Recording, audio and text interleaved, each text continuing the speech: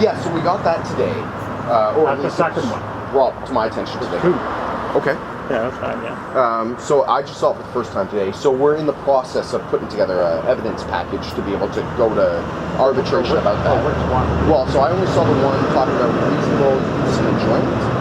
About the use of and enjoyment, quiet use and enjoyment. Yeah, that's like one. There's another one that's a first one that's been on for about a month, and the hearing was on October 2nd. Yeah, that's the 4-month that he was given for renovation. Sure. Okay. That one there, I don't know if have you even looked at that one? No. Okay. So I'm not the property manager for this piece of the portfolio. I'm just here as a witness to make sure that either unauthorized occupants have moved out, or to verify whether or not they're still unauthorized occupants. Okay, so that's going back. Apparently, correct me if I'm wrong. There, for the people that are here, Cornerstone saying they have to fill out, what is the name of that form? An occupant application. Applicant. The bottom line is, without permission, only the people on the lease are allowed to occupy the space. Okay. If they're here for more than 14 consecutive evenings, that qualifies them as an unauthorized occupant, and that would be a violation of a material term of your lease. So that could be grounds for eviction. So apparently, there's a form they're supposed to fill out. Yeah. So and that's I think that's addressed in the complaint too, because like this is like obviously a new procedure, right? That's being developed. No, it's not new. If I may. Yeah. I've done this for a long time in a lot of different cities with a lot of different companies. That's par for the course. If Cornerstone doesn't do that, then fine. But what's stipulated in the lease is, without permission, only the people on the lease can live here. So if there's folks living here and you just want to send their names and a little bit of information, and then you get written response saying, yeah, that's absolutely fine, that's great, but it needs to be in writing, and it does need to follow that protocol. Is you ask first, and then folks move in. It needs to be done proactively, not retroactively. Well, so that's just the but it doesn't line. matter, because it's a new procedure. So what's going on is that, okay, if this is how it's going to be handled from now on, because it hasn't, and so it's going to how to be handled, then fine. But that nothing has been delivered in writing to them to indicate that. And so hang on. We're going to get along way better if you let me finish saying what I'm saying, because cutting me halfway through like you did. Who are you? Who are you? Yeah, I'm me. I'm talking, and you're interrupting again. So I'm talking. I'll get nothing to do with this building. Your name is not on the lease. It doesn't matter. Bite me. Okay. And bite me. And you quit interrupting me and quit talking over me. That ain't going to get nowhere. Well, you can do if you want, but hang on. And if that's an act of aggression, and I've told you to stop interrupting me, I will stop you. I will stop physically. You see how you won't let me talk, right? No. Nobody else is talking. I'm going to finish my thought. That's how it works. When you interrupt, you get called on it. You shut the fuck up and let the guy talk. That's all going to happen. I'm going to finish saying what I'm going to say, okay? So, that being said, that this is a new thing going on, okay, that they will do. But what they did do was they did submit the names of the people in here, and so the names of the people have been submitted. They have not been given any sort of official denial other than that just an absolute, apparently it seems to be an absolute refusal. That's what the second complaint is addressing. And then if they get an absolute refusal on these people, where it's an official, like if you give the notice like he threatened to do, then they will file a complaint on that and deal with that complaint at that time, So if you consult your lease, what you'll see is clause number 13. It says there's something about a refusal. It's express written consent that's required. So nobody can live here without the express written consent of the landlord, which is lacking at this point. Well, for sure, agree with that, and because that's how it has been operated all along. And so, because verbal approvals, anytime they've been in the building before, they had seen the people. Nothing had ever been said about it. Now that they've filed the big complaint that they're facing here, the 4-month refusal one, that's the big ticket one, and this is just like a harassment thing after the new policy change. It'll be seen as that clearly. Well, it's my understanding that a warning was issued in writing about unauthorized occupants. Well, it wasn't sorry. Did you get a warning about unauthorized occupants on paper? It should be in the tenant file. I can go back and check it, but it's my understanding. Yes, it was posted last week. He's saying that you were given a warning about unauthorized occupants. And that was after the names have been submitted, and they're saying unauthorized. So they haven't given the RTB says they haven't given the official approval for the official approval or denial.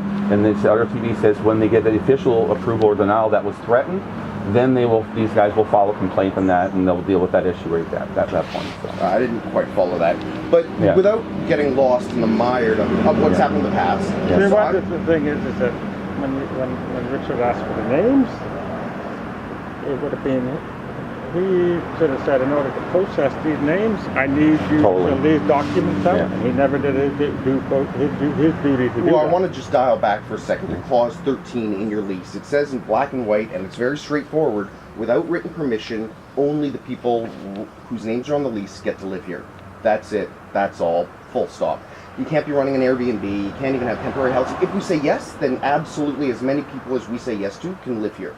But failing that yes in writing, I'm afraid that you're misunderstanding the parameters of the lease agreement that you signed. Only the people articulated specifically in the lease can stay here for more than 14 consecutive nights. Failing that, they're an unauthorized occupant. If you have unauthorized occupants in your house, that's a violation of the material term of the lease. You've been warned, so written warning was posted last week. That gives us an opportunity to either say, hey, sorry about that, here's all the names of people, please approve them. If you don't get those folks approved, then we'd have to ask folks to move out. But that came after the fact, though. They had already submitted I asked him for permission. And you didn't get it. I asked for application. Yeah, no, he didn't get it. He didn't get official denial of it. That's what RTB says. Once they get denial of it, then we fucking deal. As a registered, as a licensed property manager, you can look me up on the Real Estate Council of BC. I'm not going to find your name. You are going to find mine. So when you say the RTB says this, it's my experience and my license that says that's in fact not correct.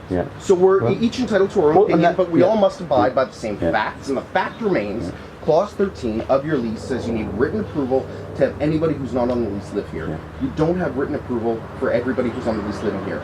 It seems like there's been a history here that's complicated the contract, and that's unfortunate, but what we're here to do today is just walk through the place, and then we'll be gone, and everything else will come out in the arbitration through the RTB. I'm sorry if you've had a bad experience, but I'm here to honor my fiduciary obligation, which is protect the right of the land owners, of which neither of you are. So it sounds like you're the tenant, yours is the name on the lease. I beg your pardon, I didn't get your name? My name is Bruce. And Bruce, are you on the lease? No, I'm not on the lease yet. Okay, so for the sake of convenience and symmetry, I'm going to continue to engage with the tenant. Well, without a doubt, but your tenant is disabled, and I am his advocate. I am his person chosen to be here. Okay. So you'll be dealing with me on it, whatever. So, that's why I'm here to. First of all, there was very threatening language and posturing, so that automatically makes me reticent to engage further. It doesn't matter. It doesn't matter what you want to do. And I got it all recorded. We're hot the whole time. I walked up here hot, so we got it all recorded. So they'll know that what I was doing was shutting down two rude people who would not let me talk and explain. As a matter of fact, what you did was curse. Yeah, of course. I'll curse all they want. And threaten. No, I didn't threaten violence. I told him to physically that if he will not shut up and let me talk, that I will shut him up so I can talk. He doesn't have the right to do that. So that's what I would do. Yeah, yes, but that's fostering violence. It doesn't matter. You're not going to talk to me in the law, dude. You should look my name up. So again, without this devolving into something that it doesn't need to be, it already has, dude. You're just what you're just doing is you're just bullying them here. You talk about respect and not interrupting people, and then you continue to talk over me. I've come here just to walk through the suite and protect my owner's interests. Are you okay with us going through and just taking a quick look at the house and then leaving the property? I would say no, because this is just further harassment. We thought this was another thing being done. I think we need to answer the question here. According to the Rental Tenancy Act, the landlord, basically would be you, allowed to come by once a month. Yeah. Without any cause, you're absolutely right. We have access every 30 days just to do a routine inspection. Yeah, and that's fine. For cause, leaking, fire, noise complaints, or issues of unauthorized guests. You might want to consider this. When Richard emailed me and said your tenants have to be out by the end of the month. What's the date today? The 24th. Doesn't that say something a little bit before what his date? Absolutely. So what we try to do is either make a request to accommodate a time at your convenience to be able to come through, or we can do it by posted notice as long as it's served 4 days in advance. So we can just ask you what is a good time to come by and make sure it works with your schedule, or we can just post notice and come by when we want as long as it's 4 days after. So it's my understanding that this was set up between the two of you, but if I've misunderstood that, I'm welcome to be corrected. Yeah, I think what we're facing here is what he mentioned about the visits once a month is, and this is what we confirmed. There's a 4-month notice of eviction, but there's far too many intrusions as it is already. And around this part here, these people here, we're going to go by what the RTB tells us. And the RTB told us that, number one, the lease states we're allowed to have up to 6 people.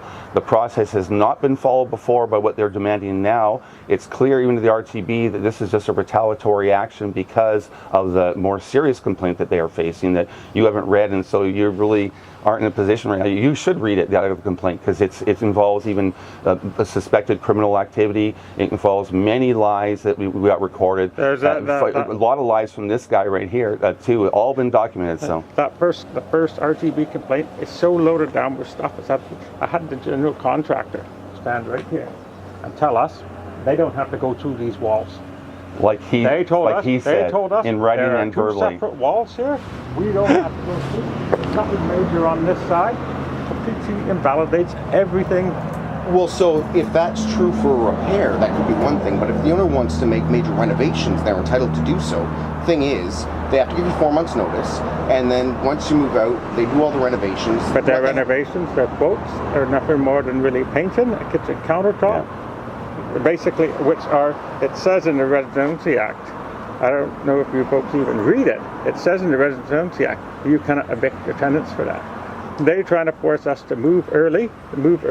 It says in the Residency Act, the landlord cannot force the tenants out just to move for their own convenience. And also, it also says in the Residency Act, the landlord cannot kick the tenants out to sell the house, only if they make an agreement with the buyer. The latest document, to sell. There's multiple violations of the Rental Tenancy Act. And I'm sure all of that will come out through the RTB. Yeah. So I'm seeing this stuff that we're seeing now is retaliatory. It's clearly retaliatory. 100%. Because, for instance, this thing here where Richard asked me about roommates and accused me of subletting twice. Do you know what the definition of subletting is? Well, so Richard certainly doesn't. Well, so a sublet, anyway. But anyway, you don't the kind of stuff that we can argue in front of the RTB. And another thing, I'd like to just put it on the record. I would like, there's a document that Richard's, what's that document? I want a document that comes from a provincial, federal, or municipal authority. I'd like to see that document. I don't understand what document you're referring to. Well, it's in the threat letter. A letter on the door saying the roommates had to be out in 2 weeks, and then it's ticked off. One, it's ticked off subletting, which I need proof of that, and 2, it's got a document in there saying this is a document coming from federal, provincial, or municipal authority. Well, to my knowledge, Cornerstone is none of those. So that's going to come up. I need that document. I haven't nothing being produced. Okay, I didn't really follow. So that's the thing. Well, what I would do is right now, just my suggestion. Is I would say maybe don't even try to argue the case right now. I just basically say I think that what they want to do is they want to assess whether those people are living here or not. So what I would just do is say to them, clearly they are, because we told you in writing, and their next step is to take the next step of action if they want to file an eviction notice because of this or whatever like that, and then we'll go through the process of that, whatever, and it'll just be stacked up under the list. I would just say, yeah, you don't need to come in. This is harassment. We have already confirmed those people are here. They're not moving out. We're waiting to get the official approval or denial of it. And that's where we're at. We've never had. It should get off the pot. Let's not go in. Okay. I don't want to hang around here. Just to note, I have never, ever been in your place or the laundry room. You accused me of being in the laundry room. No, he didn't accuse you. No, he didn't accuse you. I saw the paperwork. Yeah. I saw the paperwork. He didn't accuse you directly. He talked Cornerstone did. Clean this place. Remember we did all this? We closed all our windows. That was done before. We cleaned our deck off. So we cleaned all the deck off, everything. And I'd like you to come and look at this, what this guy did. If He didn't clean it. These are clean, right? Yeah. He never touched our deck. He never touched their deck. Never touched the back of the house. They're absolutely filthy. Well, that's between, I didn't hire them. The owner did. Okay, but I guess. It's just more hassle that we're going through right now, and they're going through a lot of hassle because of this bullshit renoviction thing that's going on. And so then this, like, notice to come by to do this is just more harassment. And that's all the RTB is going to see it as. You can do whatever you need to do about the tenants. I've never seen the laundry room. Yeah. Somebody locked it. It can only be locked by key. And so if they don't have the key, if it wasn't Cornerstone, that means somebody else has keys to this building and it'll have to be rekeyed because somebody locked the door and locked them out of it. But what he did was he lied and he said that he sent the people out because the inspectors couldn't get in. And that wasn't true. They were sent out because he complained because he couldn't get in for 2 days complained. It's worse on the other side. He never touched anything. They cleared the whole deck off for it and it wasn't done. See, this is the problem here, this one. See this lock? If you have a key, this lock doesn't turn. And the deadbolt? I'm going to measure the door because the owner wants to get a new door. Okay. Yeah. And the deadbolt is what kept it for all these years. It was always out so your door couldn't close. And so somebody, the only way you can close that deadbolt is with a key. So somebody with a key closed the deadbolt, so then the door closed, and that's how they got locked out. That's right. And nobody could have done that without a key. So what these guys didn't do nothing but get locked up by somebody who had a key to this door. So whoever did that, if it's wasn't somebody from Cornerstone, somebody's got a key to this door, and that they need to have it rekeyed because it was it a previous tenant or who would have had the key to do that?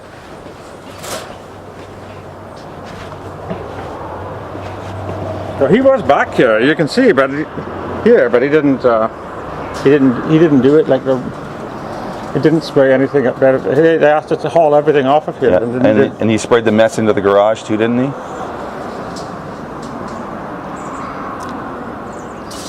And you can look on this deck here. That is.